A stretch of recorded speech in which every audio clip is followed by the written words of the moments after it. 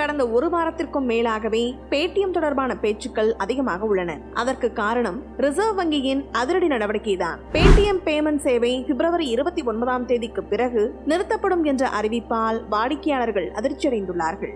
சொல்லப்போனால் Paytm app பயன்படுத்தலாமா வேண்டாமா என்ற குழப்பத்திற்கு ஆளாகியுள்ளார்கள். பேடிஎம் மீது உண்மையில் ரிசர்வ் வங்கி எதனால் இந்த நடவடிக்கையை எடுத்துள்ளது என்பதை பற்றி இந்த வீடியோ தொகுப்பில் பார்க்கலாம். சமீப காலங்களில் இந்திய ஸ்டார்ட் அப் நிறுவனங்களில் மிக பெரும் வெற்றி பெற்ற நிறுவனமாக பேடிஎம் கருதப்பட்டது. ஆனால் இப்போது அதன் பேமெண்ட் வங்கி நிறுவனத்தின் செயல்பாடுகள் முடக்கப்பட்டுள்ளது. பேடிஎம் பேமெண்ட் வங்கி ஒழுங்குமுறை தொடர்பான பிரச்சனையில் சிக்கியுள்ளது.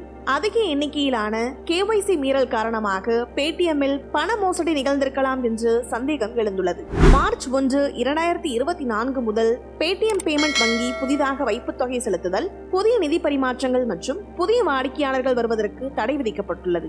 அதாவது 1000க்கும் மேற்பட்ட பயனர்கள் ஒரே பான் கார்டு எண்ணை தங்கள் வங்கி கணக்குடன் இணைத்தது ரிசர்வ் வங்கி கண்டுபிடித்துள்ளது. வாங்கிய பொருட்களுக்கு பணம் செலுத்துவது, டிக்கெட் புக் செய்வது, ரீசார்ஜ்கள் என அனைத்திற்குமே டிஜிட்டல் பண பரிவர்த்தனைகளில் முக்கிய பங்கு வகிக்கும் பேடிஎம்மிற்கு இந்தியா முழுவதும் 30 கோடிக்கும் அதிகமான வாடிக்கையாளர்கள் உள்ளார்கள். பேடிஎம் அதன் செயல்பாடுகளை 2010இல் தொடங்கியது. ஆனால் மோடி அரசாங்கம் நவம்பர் 2016இல் பண மதிப்பிழப்பு நடவடிக்கை அறிவித்த போது அதன் வாலெட் சேவை தொடங்கப்பட்டது. இந்த காலகட்டத்தில் பேடிஎம்மின் தாய் நிறுவனமான 197 கம்யூனிகேஷன் நிறுவனம் பணமில்லா பரிவர்த்தனைகளின் அதிகரிப்பால் அதிகபட்ச பலனை பெற்றது. பேடிஎம் மிக விரைவில் இந்தியாவில் டிஜிட்டல் கட்டண சேவையின் முகமாக மாறியது. ஆனால் 7 ஆண்டுகளுக்கு பிறகு பேடிஎம்மின் அற்புதமான வெற்றிக்கு தற்போது தடை வந்துள்ளது. ரிசர்வ் வங்கியும் தணிக்கை குழுவின் சரிபார்ப்பு செயல்முறையின் போது பேடிஎம் வங்கி சமர்ப்பித்த தகவல்கள் பல இடங்களில் தவறாக இருப்பதாக கண்டறியப்பட்டது. இதனால் வாலெட் உட்பட எந்த பண பரிமாற்றங்களும் அனுமதிக்கப்படாது என்றும், ஆனால் பேடிஎம் கணக்குகளில் ஏற்கனவே இருக்கும் பணத்தை திரும்ப எடுக்கவும் பயன்படுத்தவும் எந்த கட்டுப்பாடும் விதிக்கப்படவில்லை என்றும் வங்கி ஒழுங்குமுறை சட்டம்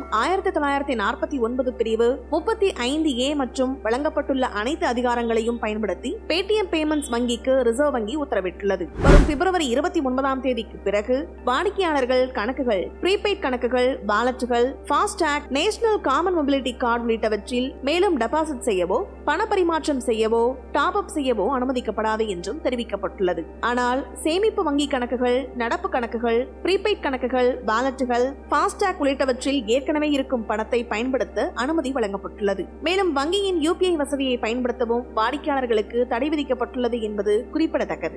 மேலும் பேடிஎம்மை பயன்படுத்தலாமா வேண்டாமா என்ற கேள்விக்கு இந்திய ரிசர்வ் வங்கியின் துணை ஆளுநர் விளக்கம் அளித்துள்ளார். அதாவது பேடிஎம் பேமெண்ட் பேங்க் லிமிடெட் மீது நடவடிக்கை எடுக்கப்பட்டுள்ளதே தவிர பேடிஎம் மீது அல்ல என்று அவர் கூறியுள்ளார். இந்த சூழ்நிலையில் இது பேடிஎம் செயலியில் எந்த தாக்கத்தையும் ஏற்படுத்தாது என்றும், ரிசர்வ் வங்கியின் உத்தரவுக்கு பிறகு பேடிஎம் செயலியின் செயல்பாடுகள் எதுவும் பாதிக்கப்படாது என்றும் தெரிவித்துள்ளார். இந்த வீடியோ பத்தின உங்களோட கருத்துக்களை கீழே கமெண்ட் பாக்ஸ்ல மென்ஷன் பண்ணுங்க. கீழே இருக்க ரெட் கலர் சப்ஸ்கிரைப் பட்டனை கிளிக் பண்ணி எங்க சேனலை சப்ஸ்கிரைப் பண்ணுங்க. அண்ட் பக்கத்துல இருக்க பெல் ஐகானை கிளிக் பண்ணீங்க அப்படின்னா எங்களோட நோட்டிபிகேஷன் உங்களுக்கு உடனுக்குடன் வரும். தேங்க்யூ.